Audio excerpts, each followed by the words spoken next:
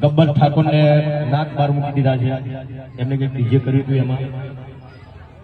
તો જ્યારે ઠાકોર સમાજનું સંમેલન હતું સેક્ટર 11માં, ત્યારે પણ હું ડીજેમાં કદી ગાતો નહીં. કમલેશભાઈ તમને ખબર છે, અશોકભાઈ તમને ખબર છે, રોહિતભાઈ તમને ખબર છે. મેં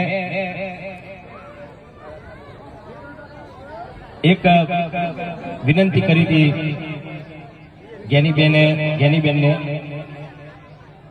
તો જ્ઞાનીબેન એવું કહેતા હતા કે ભાઈ મેં બંધારણ નહીં ઘડ્યું, પણ બોલ્યા તો તમે ને પેલા આગળ તો તમે આવ્યા હતા ને, તમે બોલ્યા હતા ને. તો બધા બનાસકાંઠાના ઠાકોર સમાજના જે આગેવાનોએ બધું બંધારણ કર્યું છે, બરાબર છે, બંધારણ કર્યું. ઘણા બધા એવા ઠાકોર સમાજમાં ઘણા બધા એવા કુરિવાજો હતા,